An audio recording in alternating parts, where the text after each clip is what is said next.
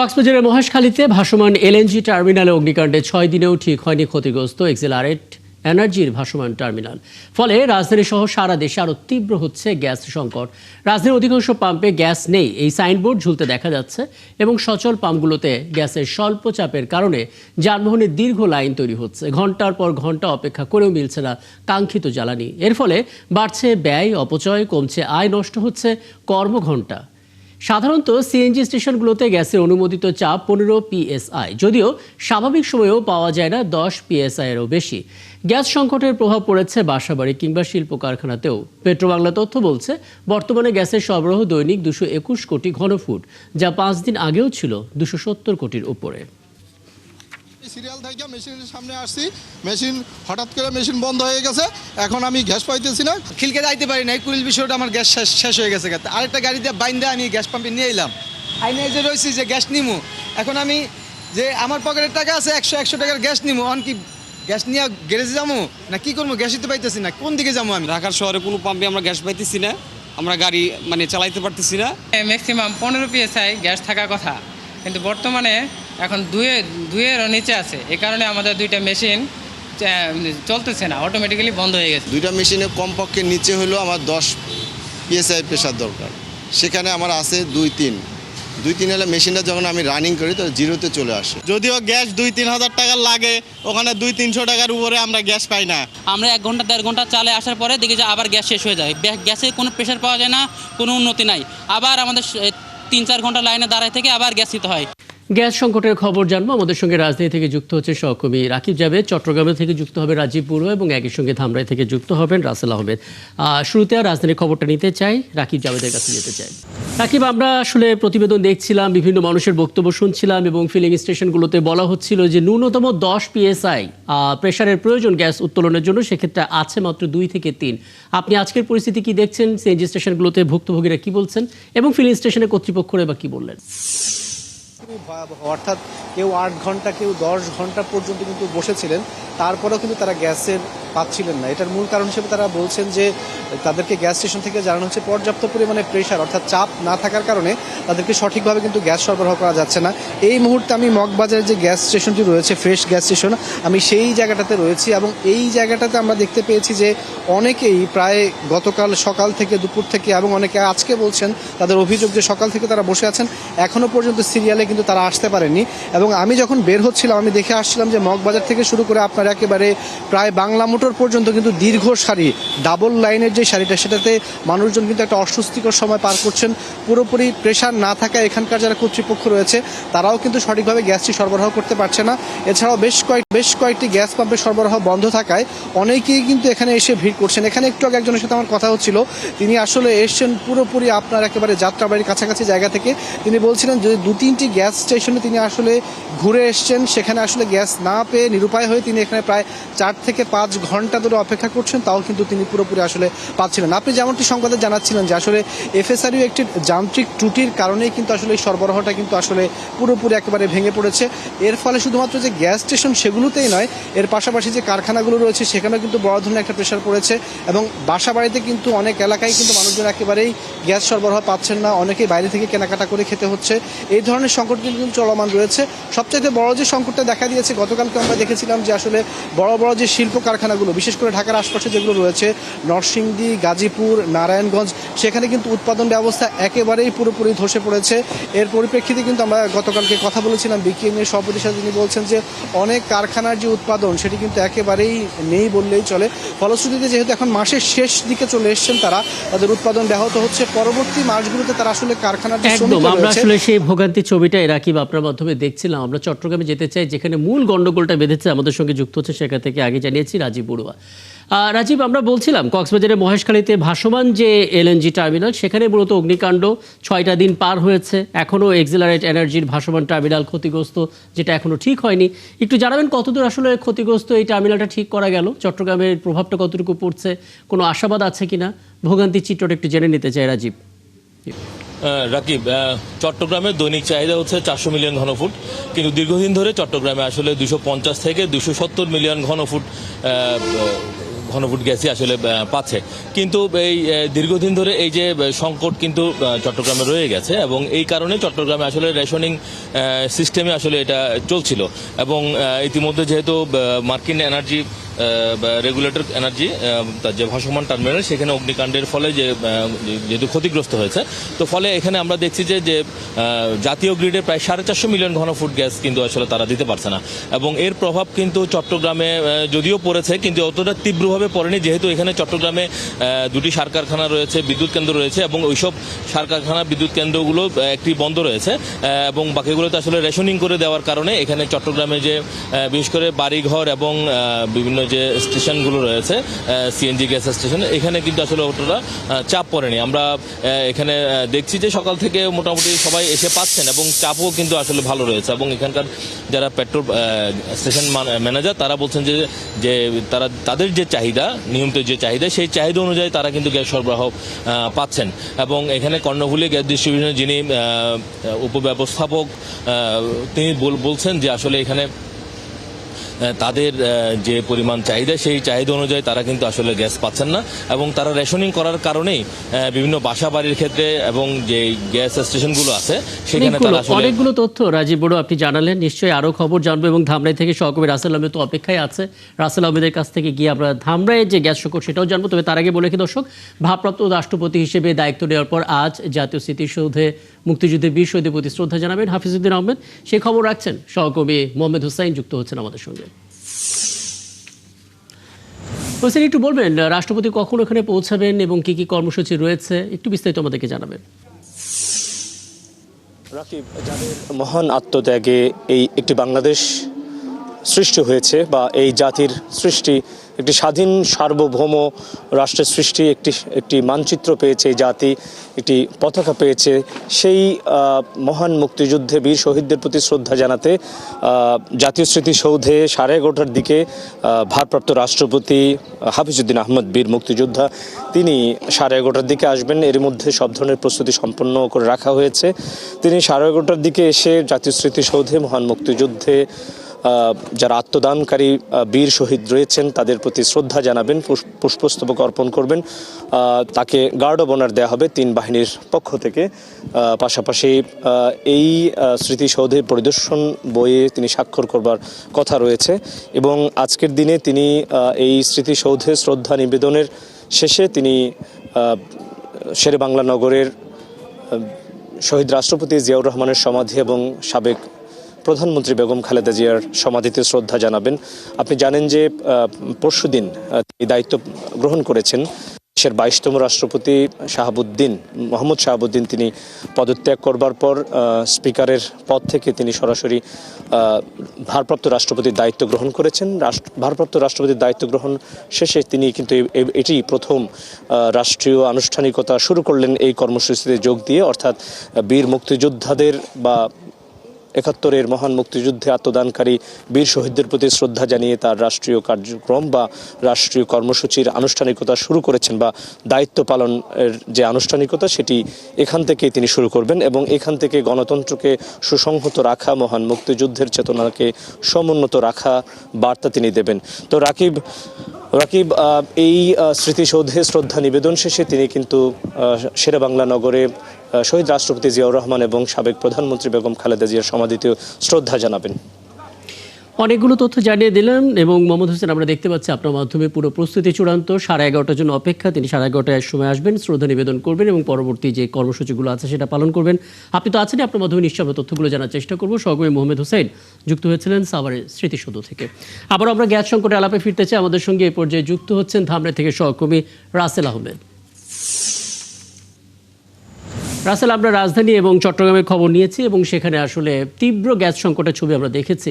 যেখানে 10 PSI চাপের প্রয়োজন সেখানে 2 বা 3ও পাওয়া যাচ্ছে না। আপনি যেখানে আছেন ধামরায়, সেখানে নাগরিক দুর্ভোগ কেমন দেখছেন, ফিলিং স্টেশনের চিত্র কেমন এবং এখন পর্যন্ত কোনো বিকল্প সমাধানের দিকে যেতে পারছে কিনা প্রশাসন?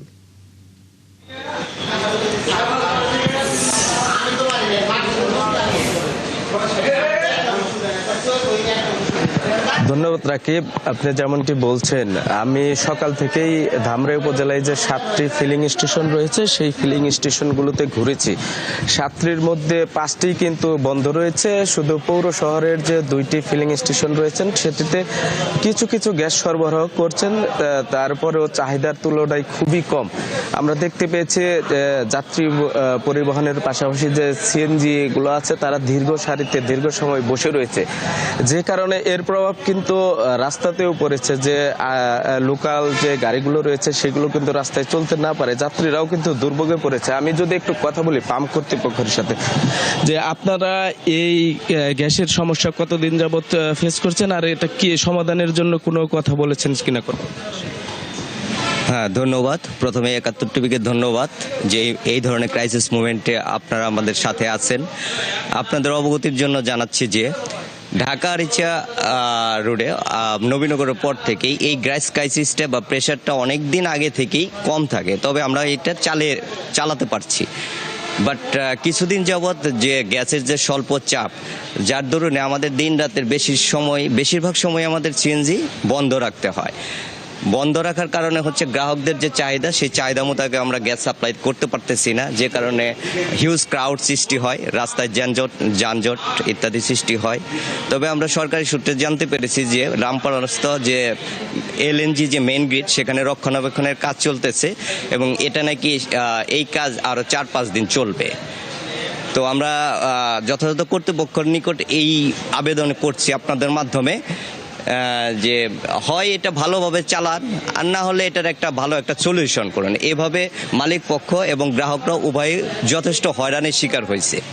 ধন্যবাদ। শুনছিলেন রাকিব, পাম্প কর্তৃপক্ষ কিন্তু বলছিলেন যে তারা সমস্যার সম্মুখীন হচ্ছেন। আরেকটা বিষয় জানিয়ে রাখি, আমি যে ধামরাই যে আঞ্চলিক তিতাসের যে আঞ্চলিক অফিস রয়েছেন তাদের সাথে কথা বলার চেষ্টা করেছিলাম। তারা বলছেন যে ধামরাইতে দৈনিক 150 থেকে 140 PSI গ্যাসের প্রয়োজন। সেখানে তারা আজকে সকাল 6টা থেকে 8টা পর্যন্ত 2 থেকে 3 PSI পেয়েছে, যে কারণেই কিন্তু ধামরাইয়ের সবগুলো পাম্পই এই দুর্ভোগ সৃষ্টি হয়েছে। সেই সাথে যে বাসাবাড়ির গ্যাসের কথা যদি বলি, তারা কিন্তু খুবই দুর্ভোগে রয়েছে এবং সেই দুর্ভোগের চিত্রগুলো ধারাবাহিকভাবে আমরা দেখছিলাম রাজধানীর বাইরে চট্টগ্রাম, এবং আপনিও সেটা দেখালেন। নিশ্চয়ই আরো আপডেট আপনার কাছে আসলে সেটা পরবর্তী আমরা জানতে পারবো। সহকবি রাসেল আহমেদ আমাদের সঙ্গে যুক্ত হয়েছিলেন সাভার থেকে, সেখানে গ্যাস সংকটের কথা আমাদেরকে জানাচ্ছিলেন। 24 মাস ধরে বেতন পাচ্ছেন না 351 জন হোমিওপ্যাথিক, ইউনানি এবং আয়ুর্বেদিক চিকিৎসক। ফলে মানবেতর জীবনযাপন করছেন তারা। 2024 সালে প্রকল্পের মেয়াদ শেষ হলে অন্তর্বর্তীকালীন সরকার সেটা আর বৃদ্ধি করেননি। বারবার মন্ত্রণালয় এবং অধিদপ্তরে চিঠি দিয়েও মেলেনি সমাধান। এবার প্রধানমন্ত্রীর হস্তক্ষেপ চান তারা। ট্র্যাডিশনাল স্বাস্থ্য ব্যবস্থা নিয়ে হিমেল মাহবুবের ধারাবাহিক প্রতিবেদনের 3য় পর্ব ছবি তুলেছেন আকরাম হোসেন। স্বাস্থ্য খাতে 3টি প্রকল্পের আওতায় 1998 সাল থেকে হোমিওপ্যাথিক, ইউনানি ও আয়ুর্বেদিক চিকিৎসক নিয়োগ দেওয়া হয়। এরপর 5 বার বাড়ানো হয় প্রকল্পের মেয়াদ। সর্বশেষ 2011 সালে প্রকল্পের আওতায় 362 জনকে নিয়োগ দেওয়া হয়, যারা সংশ্লিষ্ট মেডিকেল কলেজের শিক্ষক এবং বিভিন্ন হাসপাতালে মেডিকেল অফিসার হিসেবে দায়িত্ব পালন করেন। সবশেষ 2024 সালে প্রকল্পের মেয়াদ শেষ হলে অন্তর্বর্তীকালীন সরকার তা আর বাড়ায়নি। ফলে সংকট তৈরি হয় সরকারি হোমিওপ্যাথিক, ইউনানি ও আয়ুর্বেদিক মেডিকেল কলেজে।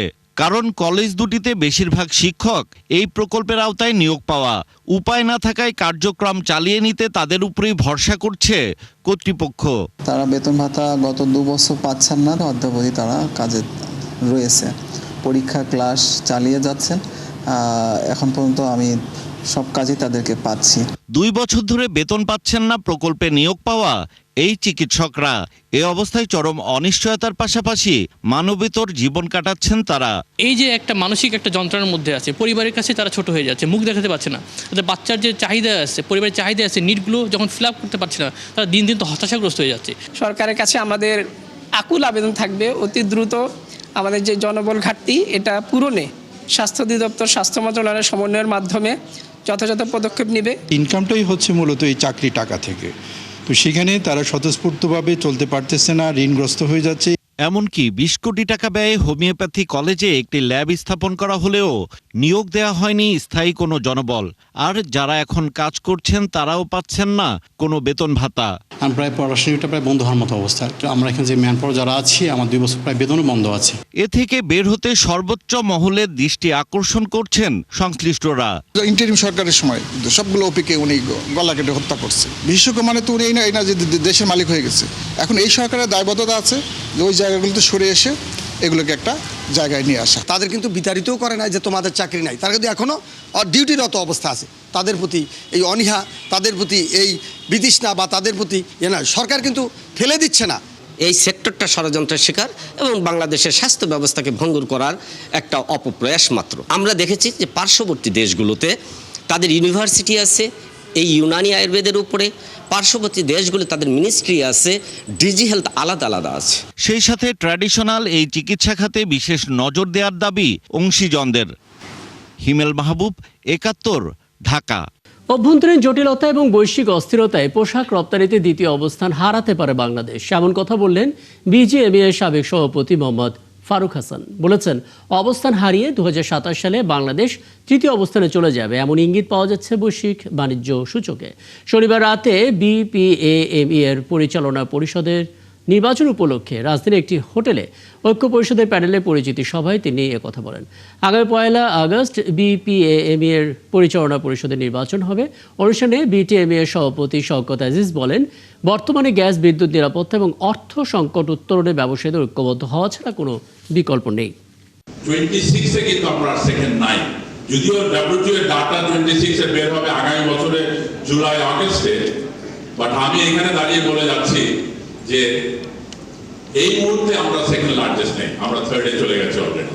গ্যাসের সংকট, বিদ্যুতের সংকট, নিরাপত্তার সংকট, অর্থের সংকট, এত সংকটের মধ্যে আমরা পার করছি সময়।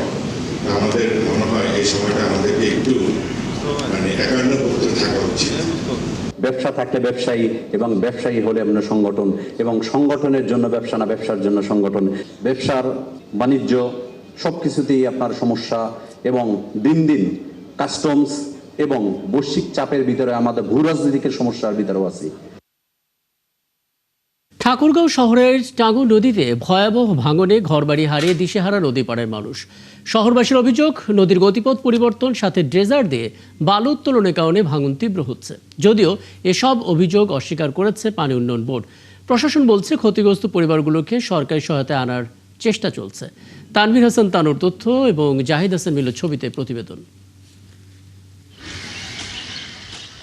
কয়েকদিনের টানা বৃষ্টিতে ফুলে ফেপে উঠেছে টাঙ্গন নদী। পানির তোড়ে ভয়াবহ ভাঙনের মুখে পড়েছে ঠাকুরগাঁও শহরের খালপাড়া ডিসি বস্তি এলাকা। একের পর এক নদীতে মিশে যাচ্ছে বসতবাড়ি। এলাকার লোকজনের অভিযোগ, নদীর গতিপথ পরিবর্তন এবং ড্রেজার ও ভেকু মেশিন দিয়ে বালু উত্তোলনের পর থেকেই ভাঙন বেড়েছে। টানা বৃষ্টিতে সেই ভাঙন আরো ভয়াবহ রূপ নিয়েছে। নদী খুঁড়ছে বেকু দিয়ে, তখন বলছিলাম যে আপনারা যে এটা খুঁড়তেছেন আমাদেরকে স্থানীয়ভাবে একটু সহযোগিতা করেন বা বস্তা দেন, আমরা থাকার জন্য করব, কিন্তু ওরা কথা শোনে নাই। আমাদের এই পাশে একটা ব্রিজ হচ্ছে, ব্রিজ হওয়ার কারণে আমাদের এই পাশে সাইডটা কাটে নেওয়া হয়েছে। কাটে নেওয়ার ফলে আমাদের ঘর ছিল এই পাশে, আমাদের ঘরের মাটিগুলো সব ভেঙে ভেঙে পড়ে যাচ্ছে। এর আগে তো এরকম হয়নি, পানি উঠছে চলে গেছে, বাড়ি ঘরের কোনো ক্ষতি হয়নি। যখন শুনছি পাড়াবসি খবর দিল যে আপনাদের ঘর দুইটা ভাসে গেছে, আমার বাচ্চা কাচ্চা শুধু আমরা দৌড়ে চলে আসলাম। এই নদী ভাঙনে আমাদের সমস্ত গাছ চলে গেছে, মাটি গেছে, ঘর বাড়ি সব চলে গেছে, বেড়াগুড়া যা ছিল সব ভাসে চলে গেছে। এখন যতটুকু আছে এটাও ভাঙে যাচ্ছে, কি যে করবো, বাচ্চা কাচ্চা নিয়ে অনেক টেনশনে আছি আমরা। ড্রেজার ব্যবহারের কথা স্বীকার করেছেন সংশ্লিষ্ট ঠিকাদার, তবে তার দাবি কাজের প্রয়োজনে এটি ব্যবহার করা হয়েছে। 10 মিটারের ব্লকটা আগের যে এক্সিস্টিং মাটি ছিল, ওই মাটি থেকে প্রায় 3 মিটার নিচে ব্লকগুলা প্লেসিং করতে হইতেছে। এই প্লেসিং করার জন্য ওই জায়গায় আমাদের মাটি কাটতে হইতেছে। মাটি কাটার জন্য আমাদের বেকু ছাড়া অন্য কিছু ইউজ করার কোনো ওয়ে নাই, যার জন্য আমরা বেকু ইউজ করতে হইতেছে। অন্যদিকে পানি উন্নয়ন বোর্ড বলছে, অভিযোগের ড্রেজার তাদের নয়, সেগুলো বালুমহালের। সেটা কিন্তু সরকারি খাস জমি, এবং খাস জমি শুধু না, এটা কিন্তু নদীর খাস জমি, ড্রেজার মেশিন এখানে থাকার কোনো সুযোগ নাই। এখন কোন কারণে এখানে আছে আমি ঠিক জানি না। তাৎক্ষণিকভাবে জিও ব্যাগ ফেলে ভাঙন ঠেকানোর চেষ্টা চলছে জানিয়ে উপজেলা নির্বাহী কর্মকর্তা বলছেন, ক্ষতিগ্রস্তদের বিষয়টি ঊর্ধ্বতন কর্তৃপক্ষকে জানানো হয়েছে। আমরা ক্ষতিগ্রস্তের ক্ষয়ক্ষতির পরিমাণ এটা আমরা ঊর্ধ্বতন কর্তৃপক্ষকে জানিয়েছি। তারা ঊর্ধ্বতন কর্তৃপক্ষ বা সংশ্লিষ্ট মন্ত্রণালয় তাদের জন্য পরবর্তী ব্যবস্থা গ্রহণ করবে। তবে আপাতত আমরা পানি উন্নয়ন বোর্ডকে এই বিষয়টি জানিয়েছি এবং পানি উন্নয়ন বোর্ড তাৎক্ষণিকভাবে সেখানে জিও ব্যাগ ফেলে তারা তাৎক্ষণিকভাবে ভাঙন রোধ করার চেষ্টা চালিয়ে যাচ্ছেন। ভাঙন রোধ এবং ক্ষতিগ্রস্ত পরিবারগুলোর পুনর্বাসনে দ্রুত কার্যকর পদক্ষেপের দাবি তুলেছেন শহরবাসী। হাসান আহমেদ, ৭১। বান্দরবানের থানচি উপজেলার বড়পাথর এলাকায় নৌকাডুবির ঘটনায় নিখোঁজ পর্যটক জাওয়াদুল ইসলাম মাহিয়ানের মরদেহ উদ্ধার করা হয়েছে। রোববার রাজা পাথরের নৌকা ডুবে যাওয়ার ঘটনাস্থলে মরদেহ ভেসে ওঠে। স্থানীয়রা দেখতে পেয়ে বিজিবি এবং ফায়ার ডিফেন্সকে খবর দিলে তারা এসে মরদেহ উদ্ধার করে। গেল ২৪ জুলাই বিকেলে ইঞ্জিন চালিত একটি নৌকা ডুবে গেলে ময়মনসিংহের মাসকান্দা এলাকায় নিখোঁজ মাহিয়ান। পরবর্তীতে ২৫ জুলাই চট্টগ্রাম থেকে আসা ফায়ার সার্ভিসের ডুবুরি দল এবং থানচি ফায়ার সার্ভিসের উদ্ধারকারী দল অভিযান পরিচালনা করলেও তার সন্ধান মেলেনি। দর্শক, এ পর্যায়ে আমরা জাতীয় স্মৃতিসৌধে সাভারে যেতে চাই। সেখানে মুক্তিযুদ্ধের বীর শহীদদের প্রতি শ্রদ্ধা জানাতে আমরা দেখতে পাচ্ছি ভারপ্রাপ্ত রাষ্ট্রপতি হাফিজ উদ্দিন আহমেদ বীর বিক্রম উপস্থিত হয়েছেন।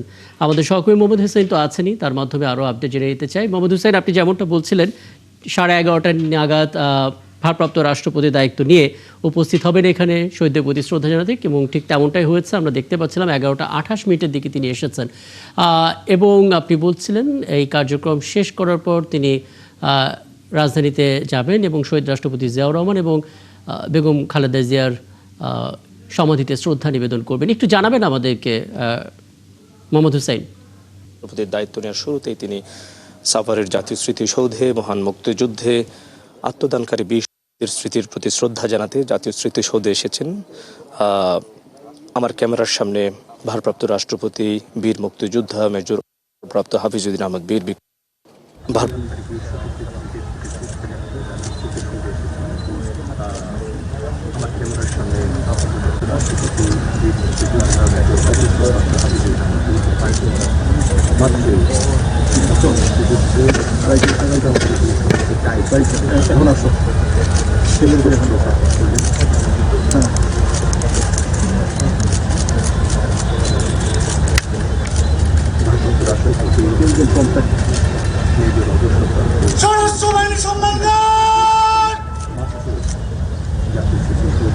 রাষ্ট্রীয় সালাম দেবে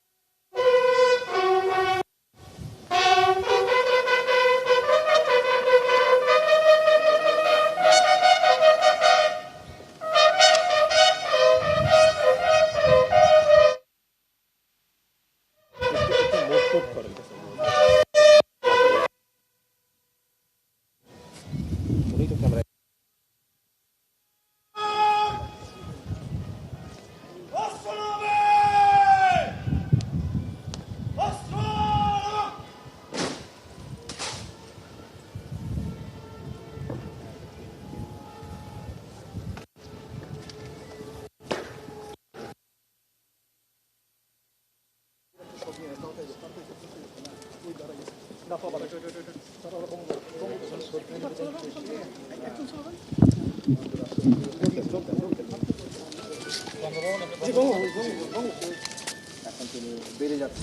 দেখতে পাচ্ছি শ্রদ্ধা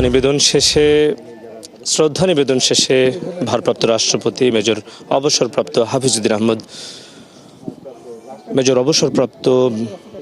হাফিজউদ্দিন আহমদ বীর বিক্রম তিনি মাত্রই বেরিয়ে গেলেন এবং আজকে এই স্মৃতিসৌধে শ্রদ্ধা নিবেদন শেষে তিনি কিন্তু এখানকার যে পরিদর্শন বই রয়েছে সেই পরিদর্শন বইয়ে স্বাক্ষর করবেন।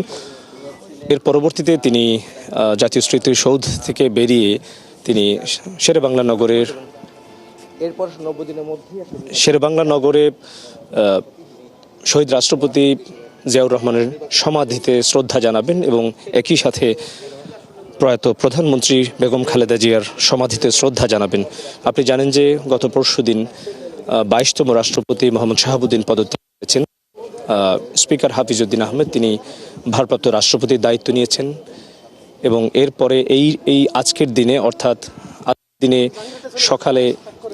সকাল 11:30 পরেই মহান মুক্তিযুদ্ধে বীর শহীদদের স্মৃতির প্রতি শ্রদ্ধা জানিয়ে জাতীয় স্মৃতিসৌধে রাষ্ট্রীয় কার্যের প্রথম আনুষ্ঠানিকতা শুরু করলেন এবং এর মধ্য দিয়ে তিনি কিন্তু বার্তা দিলেন মহান মুক্তিযুদ্ধের চেতনাকে সমুন্নত রাখার, একই সাথে গণতন্ত্রকে সুসংহত করার পাশাপাশি বাংলাদেশের মানুষের যে আকাঙ্ক্ষা সেই গণ আকাঙ্ক্ষার বাস্তবায়নের সে অনুযায়ী কাজ করবার। মোহাম্মদ হুসাইন, আপনার মাধ্যমে পুরো ছবিটা আমরা দেখলাম। ভারপ্রাপ্ত রাষ্ট্রপতি হিসেবে দায়িত্ব নেওয়ার পর আজ এই স্মৃতিসৌধে মুক্তিযুদ্ধে বীর শহীদদের প্রতি শ্রদ্ধা নিবেদন করলেন হাফিজউদ্দিন আহমেদ বীর বিক্রম এবং আপনি বলছিলেন পরিদর্শন বই স্বাক্ষর করা হবে। এরপর এখান থেকে রাজধানী শেরেবাংলা নগরে এসে শহীদ রাষ্ট্রপতি জিয়াউর রহমান এবং বেগম খালেদা জিয়ার সমাধিতে শ্রদ্ধা নিবেদন করবেন তিনি।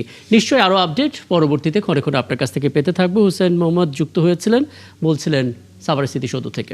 চলছে সংবাদ সংযোগ, সরাসরি সংবাদ অনুষ্ঠান দেখতে চোখ রাখুন একাত্তরের ফেসবুক পেজে এবং সাবস্ক্রাইব করুন একাত্তর ইউটিউব চ্যানেল। থাকুন একাত্তরের সাথে।